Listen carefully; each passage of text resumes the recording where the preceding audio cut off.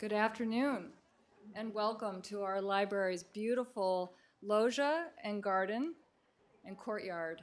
We are thrilled that you are here with us today, as are so many that are participating in our live stream. Thank you.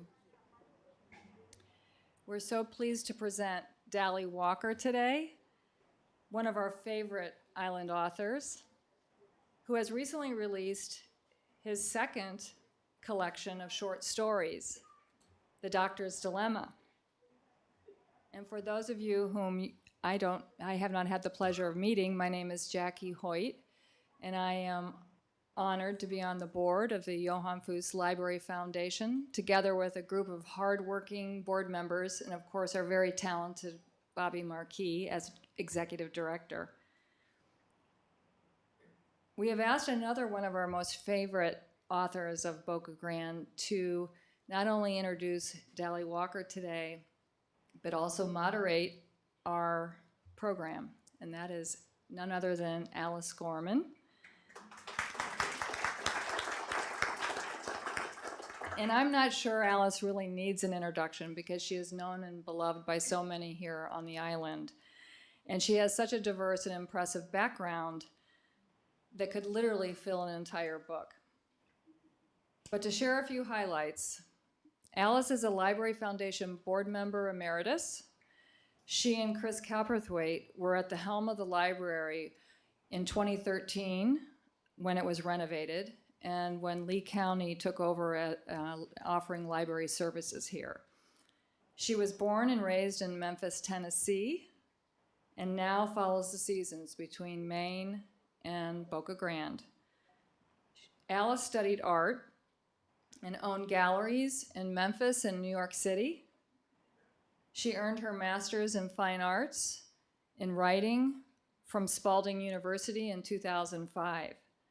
Her fiction and creative nonfiction have been published in Vogue, the Oprah Magazine, Salon.com, and the Louisville Review. She's been a member of the Live Poets Society of Boca Grande since 2000. In 2018, if that wasn't enough, she published her first novel, Valeria Vos. And now I'd like to present to you Alice Gorman.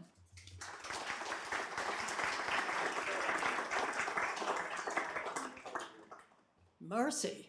That was beautiful, Jackie. Thank you so much. This is Daly's program, and I am so honored to be a part of it. I want to thank Bobby Marquis for everything she does and for organizing this program and being our executive director. She is a wonder woman. And Jackie has been a wonderful president of the board.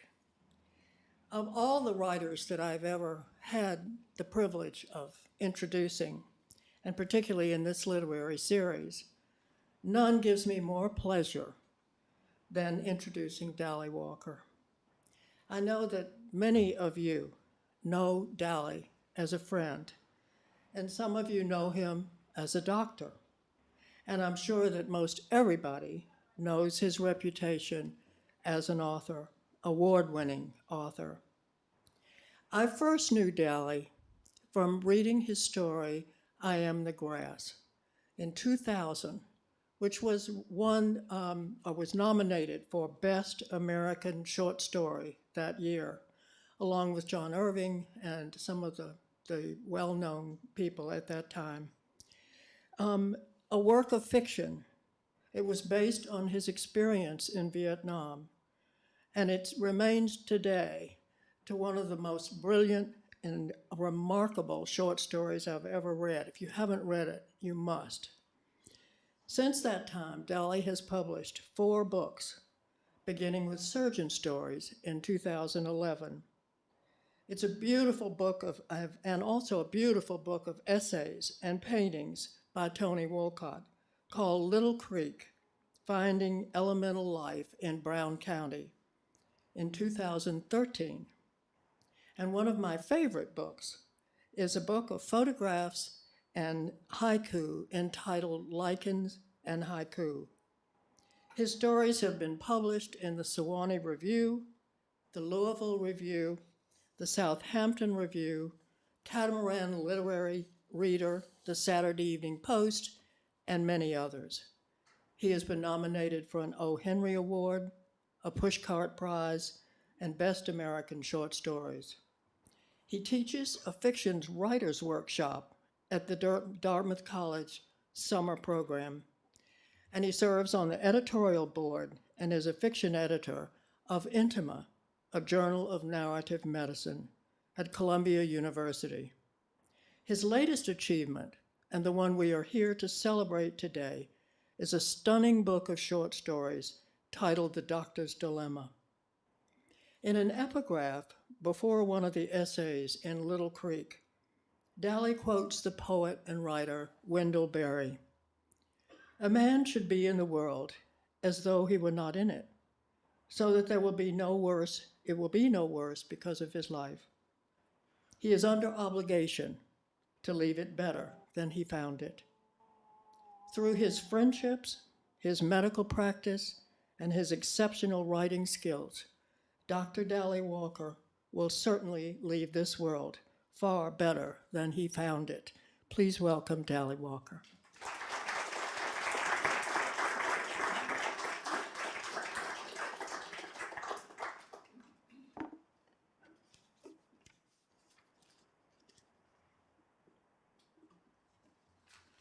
Take my mask off. I wore one of these 10 hours a day for 40 years and never thought anything about it, so it doesn't bother me to wear one. Hey, thanks, Alice. You give those beautiful introductions. I think I'm going to have you do my obituary. Not soon. No, I hope not. Don't rush. Well, good afternoon, everyone. Thank you for attending this reading. It's great to see all of my friends here, and there are a lot of people, a lot of my friends online far away. Welcome to you and thanks. This is the largest audience that I've attracted since the Clinic Foundation meeting a few years ago when I closed the annex, and I hope this is a more hospitable audience. I'm sure it will be. Things work out. Special thanks to Bobby. She does a fabulous job with the library. Can't say enough about that. And so thanks for putting this program together. To me, the Johann Fuss Library is a magical place, an island crown jewel along with the clinic and the Gasparilla Inn. It's been an important part of my life on Boca Grande dating back to 1979 when I first came here. I've served on its board with Alice when the renovations to the building were done. My daughter Beth was married right over there in the courtyard. And I've enjoyed the presentations of many of my island literary friends, including Lucinda, who's here today, Candy Hooper, Alice, Sina Naslin, who's not here, Tom McGuane, who's going to be here. I don't know that he's here today. There's Tom and Lori.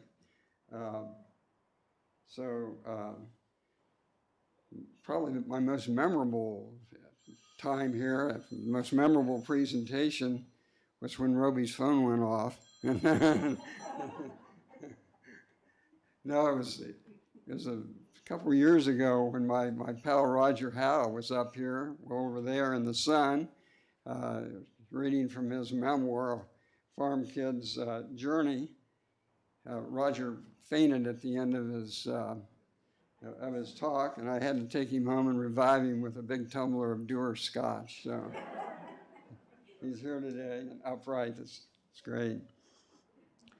Before I read from one of the stories in my recent collection titled A Doctor's Dilemma, I'll say a few words about the book. First of all, although some of the stories have a basis in my own experience, they are all fiction and a product of my imagination, ultimately.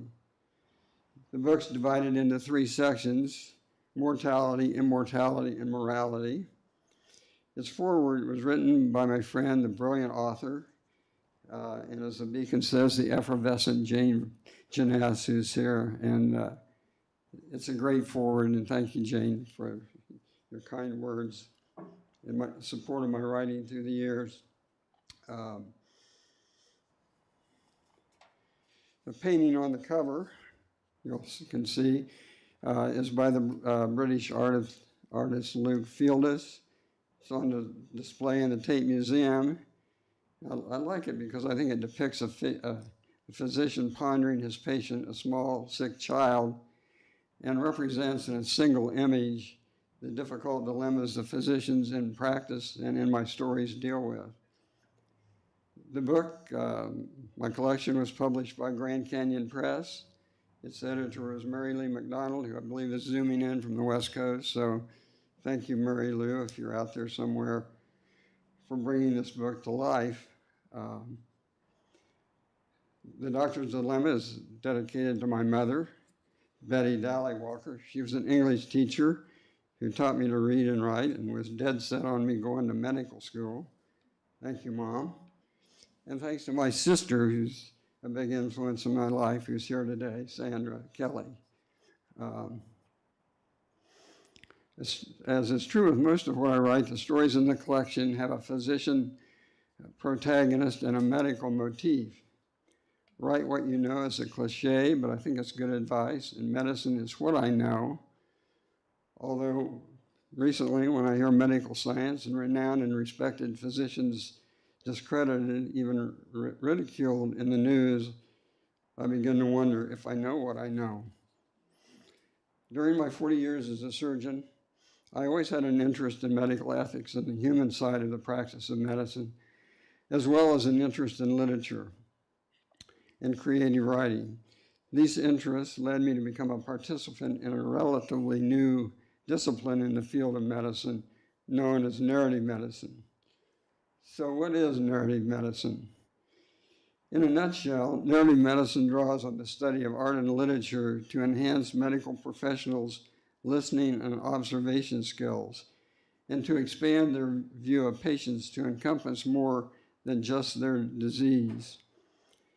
Basically, it is the hope of narrative medicine participants that by exposing themselves to literature and art, they will become more empathetic and deliver more humanistic care. So now I will read briefly from one of my stories titled Resuscitation. I chose it because I believe it exemplifies the kind of literature narrative medicine embraces, and in a single story delves into medicine's central narrative conflicts: physician versus patient, physician versus self, physician versus colleagues, physician versus society, and in this story I would add a fifth, physician versus family. The story is based on an actual experience of a professor at Brown University School of Medicine who was working in an ICU during COVID. He happens to be my son-in-law, Eli Himes.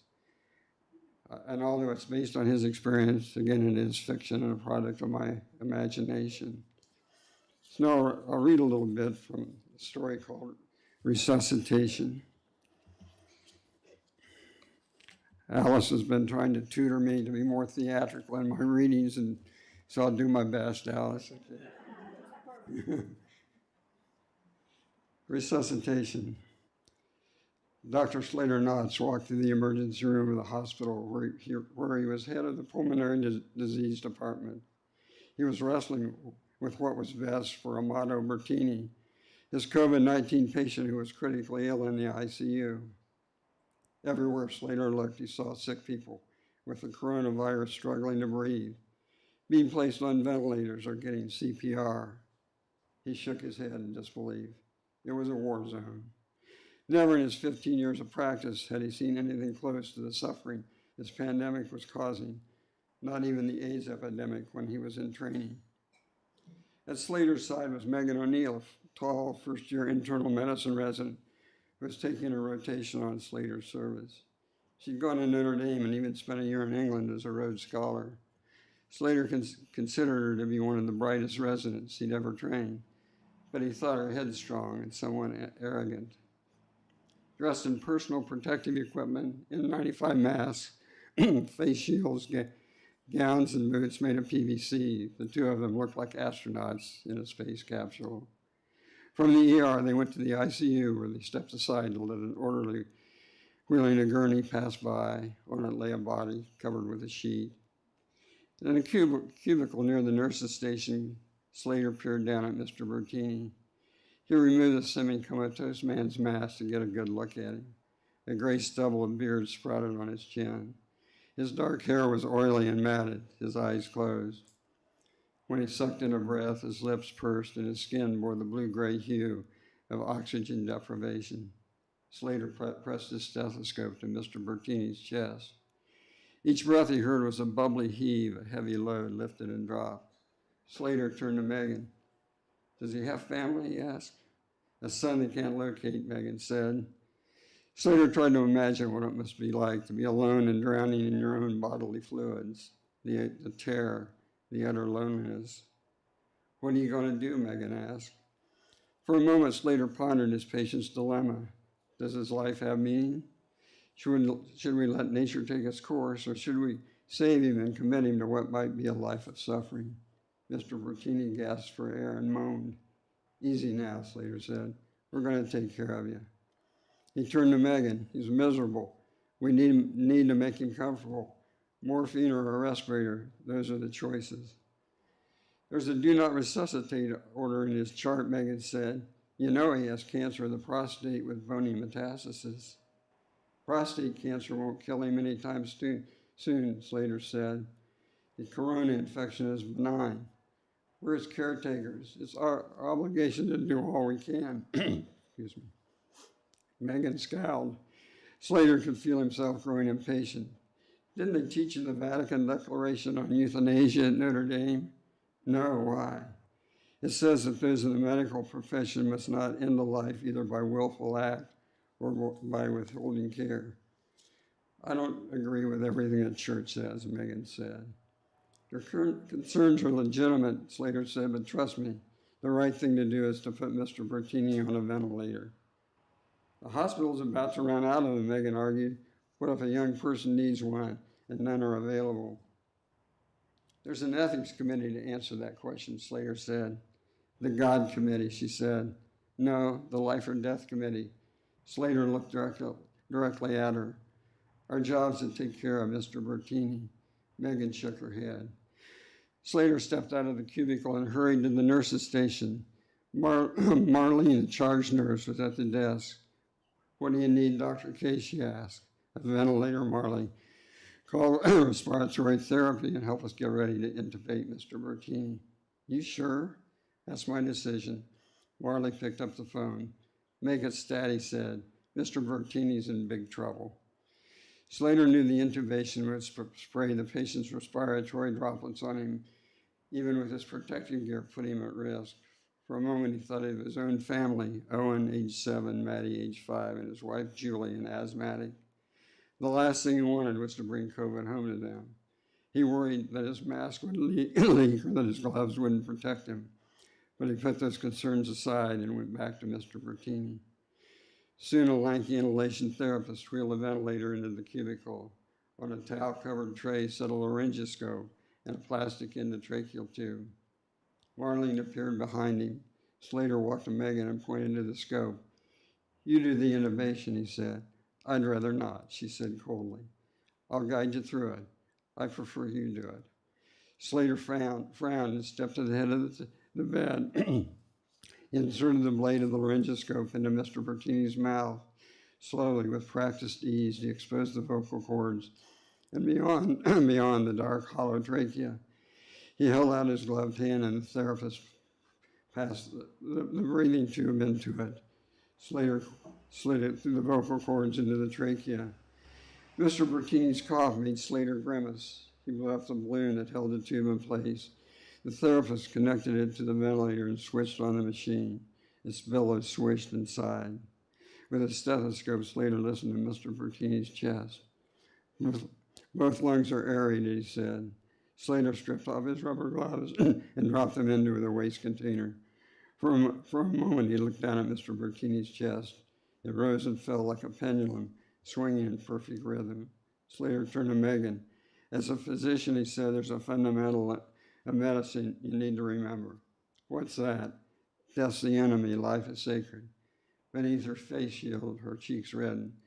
The right of patients to choose for themselves is the most sacred thing in medicine, she said. I don't believe that's always the case, Slater said.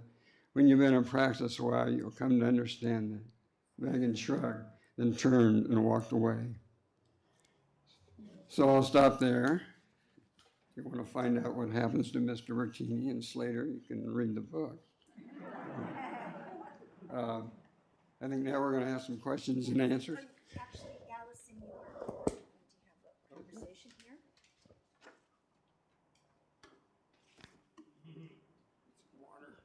Yeah, I got water for you. I opened it already. Careful.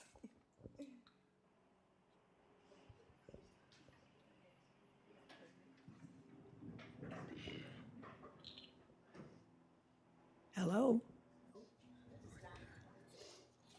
Is it working? Yeah, Hello, is this working? Yeah. okay, and this one's working. Wow. I'm sure that anybody who has not bought the book is certainly going to want to buy the book after this. Daly, you've described narrative medicine as using literature and art to promote the delivery of more humanistic health care. How is narrative medicine introduced into the actual practice, and is it being taught in medical school? It's in the early stages of that. Some of the medical schools are offering seminars and courses in the humanities. A lot of the medical schools are publishing literary journals. Indiana University has one called Auscultation. Dartmouth publishes Lifeline. University of Virginia has a good one called Hospital Drive. And actually, almost all the stories in this collection have been in one of those journals at one time or another. The real leader in the field of narrative medicine is Columbia. They offer a graduate degree in narrative medicine, and then have established the journal that you mentioned, Intima, a journal of narrative medicine. It publishes art and essays and academic publications as well as fiction. And it's the hope in doing this, kind of the bottom line is that it'll make, healthcare workers more empathetic, and that's the goal of it. Does it work? I think so. We can talk more about that later, but... Well, it seems that that the idea of a doctor listening is so important. And I know that over the past few years, I've heard certain people complain about computers that doctors are using and feeling as though they're disconnected, that they are more interested in the computer than in a person's story. I'd love to know how you feel about that. And is there an interface that's worthwhile with computers and listening at the same time? Well, yeah, I think, they are a double-edged sword.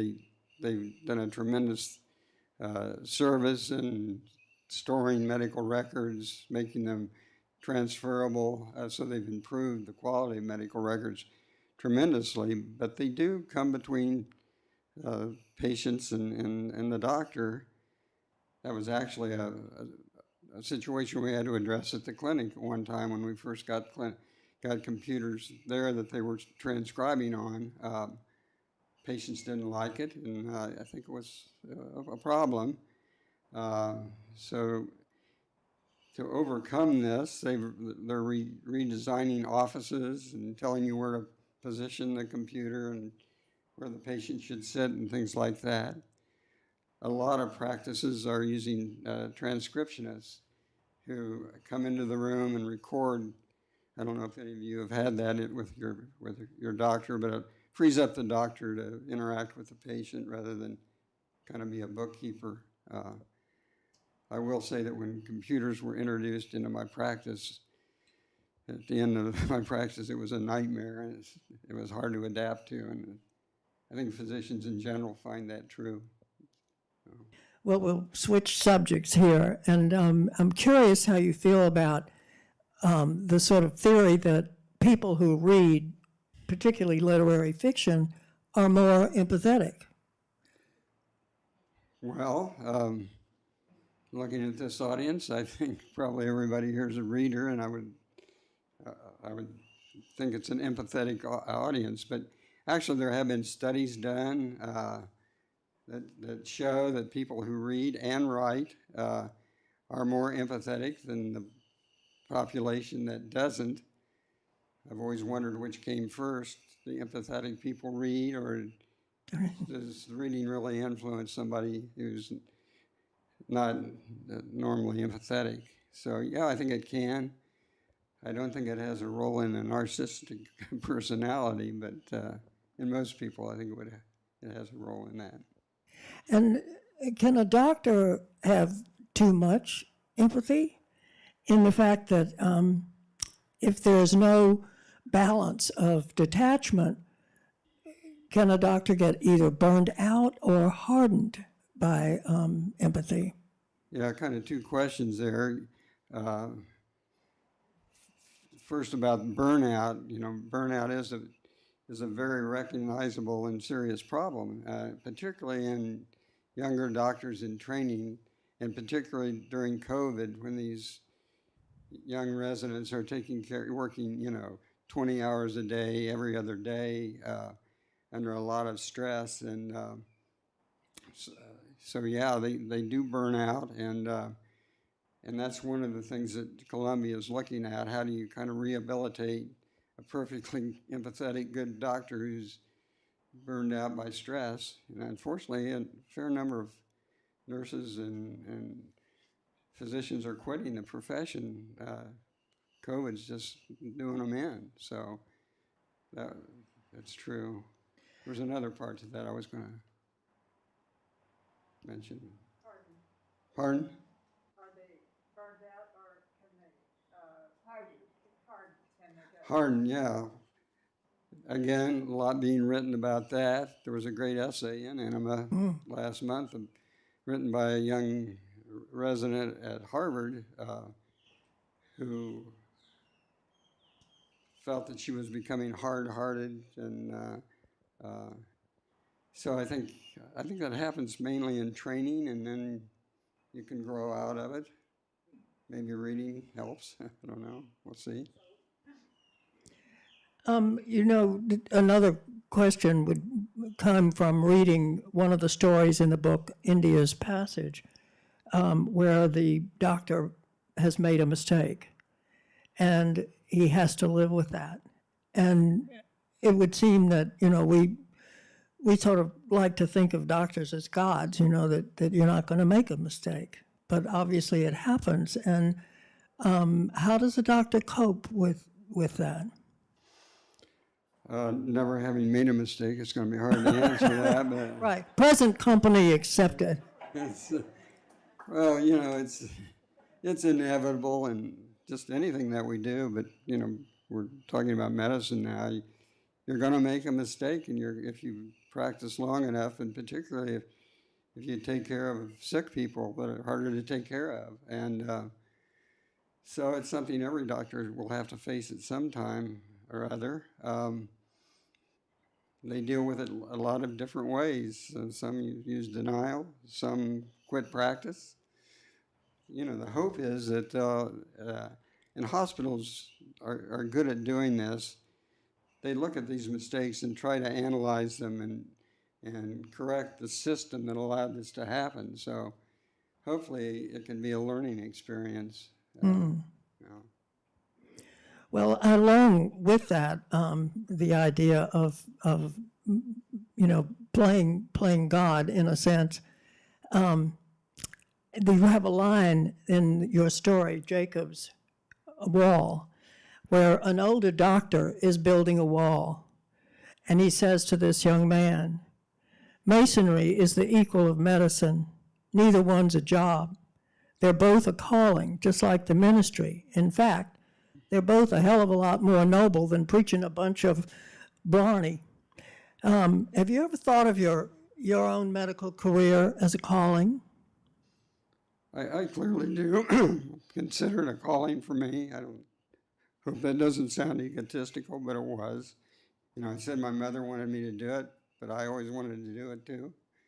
Maybe because she wanted me to do it, but it was a calling for me. I loved my practice a lot. Yeah. And do you think, looking back, the first great writer that I was aware was a doctor was Chekhov. And obviously there have been many, many doctors who are also writers. And who are some of your favorite? Well, you're right. There are a lot of physician writers. Older ones included William Carlos Williams, the great poet. Walker Percy, the novelist, was a great writer. Pasternak was Somerset Maugham. So there are a number of, and more recently, Verghese, I think you mentioned him. Cutting for Stone Yeah, was wonderful. Oliver Sacks is a good one. So there are, there are a number of very prominent and famous ones, but more than that, there are a lot of really good writers who you don't know about, and they're publishing in these journals that I talked about, that medical schools are publishing. I think in our last edition of Enema, we had 400 submissions, and they came from all over the world, actually. And, most of them were younger, and a lot of them have MFAs.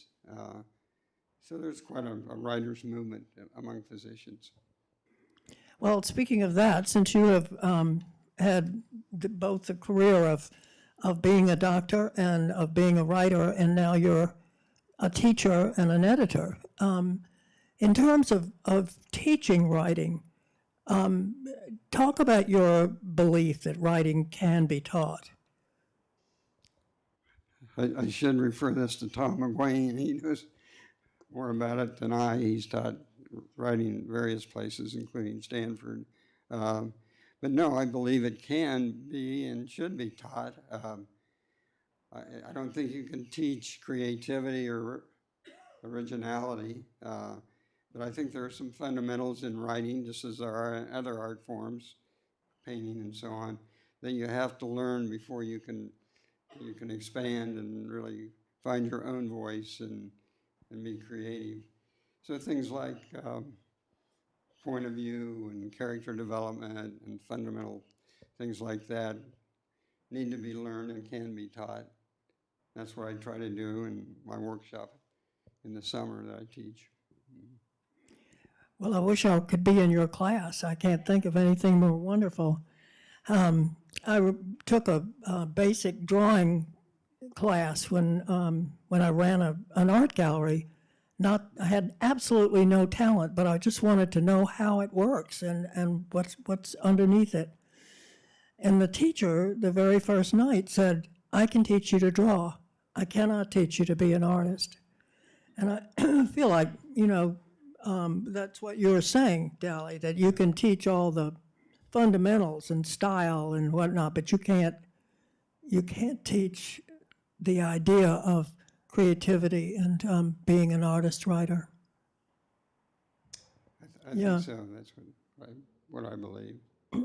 So you've also become an editor, and you've talked a little bit about excuse me about this getting all of these submissions to you, and are you an initial reader? Yeah, it's a part of the time. It's a lot bigger job than I thought it would be when I agreed to do it. Of all these submissions that we get, I'm a fiction editor for Enema, and there's one other woman who's also a fiction editor, and she and I split up the fiction submissions and read half. Each of us reads half, and we can quickly eliminate a lot of them, but we pick out some that we think might have a chance to or should be published, and then we trade them and narrow it more. It's a long process, and then she and I decide on the stories that we think should be in it, and then it goes to another editorial board who finalizes the decision. The acceptance rate is very low. It's very hard to get published in good literary magazines, certainly. Do you actually do any editing? Yeah, after light editing, we don't try to rewrite the stories for them, but clean them up a little bit, make a few suggestions. If we do get a story that we think has possibilities, even though we don't think it's quite ready to be published, we send it back, offering them an opportunity to revise it and resubmit it. And are you getting stories about COVID? Yeah, yes. And, yeah, I'm just curious how you feel about COVID today and, about the pandemic in general. I'm very disheartened by it, actually. When I look out here and see everybody with a mask, when I selected resuscitation, I reread it. I look back, that was 2 years ago. Things aren't that much better. My son-in-law still can't, he's not working in an ICU now, but he can't get his elective surgery scheduled because his hospital's full and the ICUs are packed. There have been as many deaths this month as there were last June. I just saw that. So the progress has been way too slow, and the reason it is very disturbing to me, because I think it goes back to empathy. I mean, that's why it's not better. I think wearing a mask or getting your vaccinations, that's an act of empathy. That means you care about somebody else other than yourself, even though it might be a small sacrifice. I mean, that's why we wear masks in surgery. It's not to protect the surgeon, it's to protect the patient. And Well, I'm and pretty Daly, cynical about it. I think it's... something that I know you know a great deal about was we have lived through the era of polio. And I remember the summer that, we couldn't go swimming. And I had a friend who was on a respirator, on a lung machine. And I can still hear that noise. And she ended up dying from it. And everyone immediately took the vaccine, and we eradicated pretty much polio. And I know you can talk about your experience. Yeah, I've thought about that a lot. My sister Sandra and I both had polio in 1948. We were hospitalized for a long time. I thought was paralyzed, and we were real sick. And I can remember what it was like then, and I can remember when the vaccine came out in 1953. People were overjoyed. The church bells were rung. People drove around honking their car horns, and Jonas Salk was a national hero, a Nobel laureate. And so why are things different now? Tried to think about that and analyze it. I think one thing, we were a different country back then. Coming out of the war, we were more unified. We pulled together. We'd been through that. And we're divided now. I think that's part of the problem. Well, Bobby, have you got questions from the... And if anybody has questions, I have a couple here. If you can't read that, I can. Lovely. This says, Daly, you are an unsung hero to all of us in this audience. So many Vietnam vets struggled, hopefully upon returning in exile to the USA. Not hopefully, helplessly returning in exile to the USA. What was the inner chromosome that drove you to your excellence? Did my mother ask that? It was her chromosome, not my dad's. I don't know how to answer that. Empathy. Maybe empathy, patriotism, I guess. I didn't like the war. I was not in favor of it. But like Ed Vick, who's with us today, I went because I thought it was my duty. And I was lucky that I was a non-combatant. I was, a battalion surgeon, so I didn't have to actively participate in the atrocities. Well, not atrocities, but the battles. So it was easier for me to accept doing it. Well, you certainly, when you went back to Vietnam and then eventually wrote I Am the Grass, obviously you had given your whole experience a great deal of thought and gave back in that situation. Here's another question. It says, you wrote an essay about the value of writing for the elderly. How does one begin? Got a pen and a piece of paper. Yeah, just write, and don't worry about what you're writing. Just write from your heart. And I think it's great therapy. I think it keeps your mind sharp. There's a lot to say for doing it. Well, I mean, speaking of that, there was actually another question I had about doctors writing, and is it just, some degree therapy? Yeah, it could be. I guess I hadn't thought of it that way. I think doctors come to writing for a couple reasons. I think one, part of the Hippocratic Oath is that you're supposed to teach and pass on your knowledge, so you can do that through writing. And I think doctors, hopefully, are introspective and they're curious. I think they make good writers.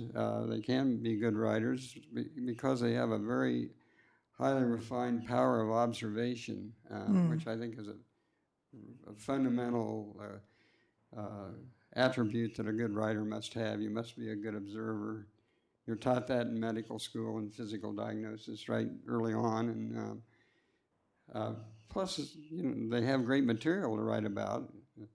The essence of any good story is conflict and tension, and doctors are seeing patients at their in great conflict when they're dying or ill. Right. So it's good material.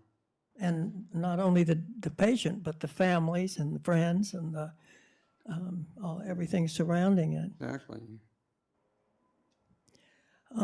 Is there Questions we had.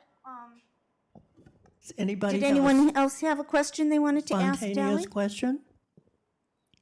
Yes. Okay, let me I have to bring the microphone.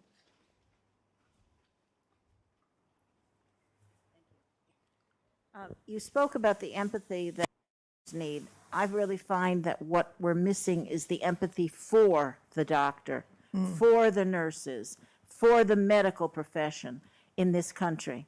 And I honestly don't know how they carry on. Yeah. I think the empathy now needs to be on the side of us so that we understand what they're going through. And the fact that we don't do what we need to do to make their lives easier is beside me. I have a very difficult time with it. I think we're the ones that need to learn empathy.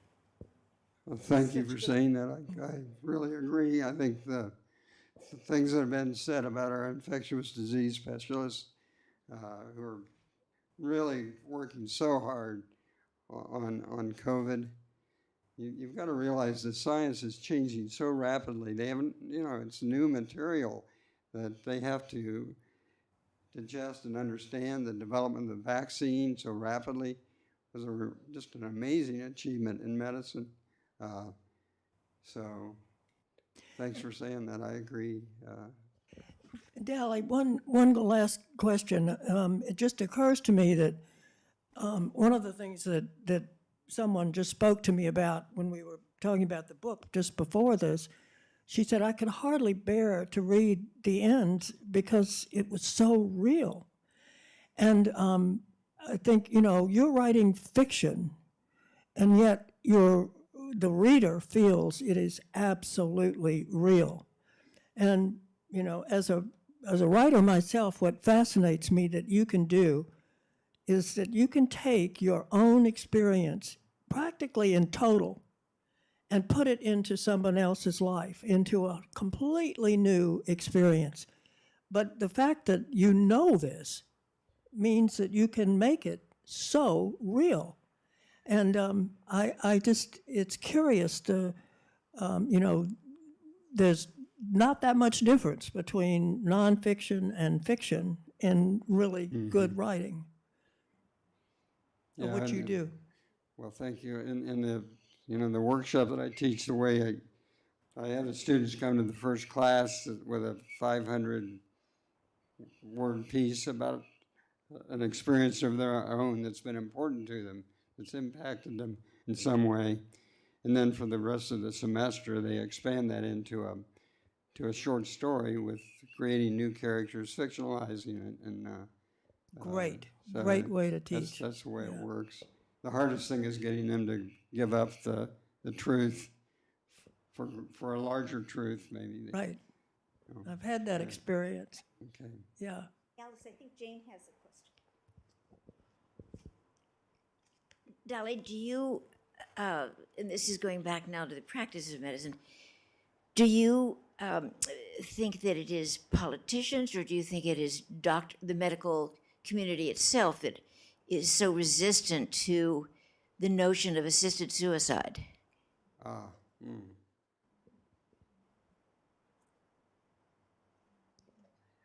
I don't know. I don't know. I think it's both to a degree. I think that whole topic hasn't been explored adequately by physicians. It's not on the curriculum in medical school for sure. So a combination of the two, I think, It has a religious basis. It has a political basis, maybe, even now. So. I'd like to ask another part of that, that it would seem to me that for generations, doctors have been close to families and have known when to be helpful in alleviating someone's severe pain or anxiety over an illness. And Dr. Kevorkian came into the picture and made so much to do about the whole thing that it ended up being a legal matter. And before that, it was not. And now it's really over. It's difficult for a doctor.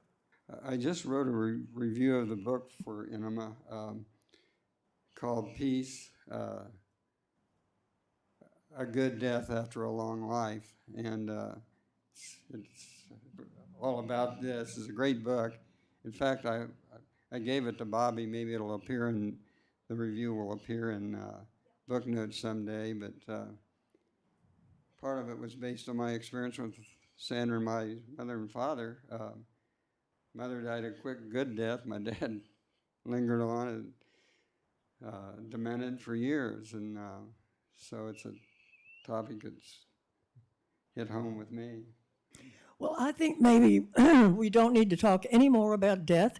We need to talk about life and how grateful we are that we are all here and that Daly is here. And blessings to you, Daly. Thank you so much. Thank you, everybody.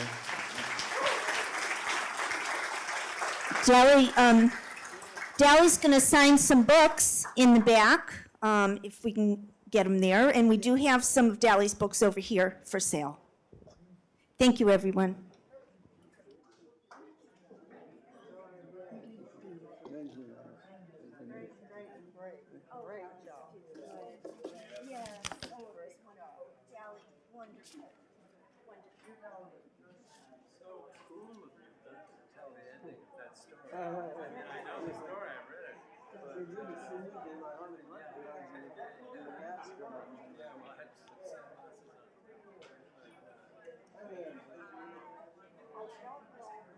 What story I like best? Because they were all so different. I love them all. They were Oh, yeah. Hi, Daly. What's tricks, man? How's the tricks?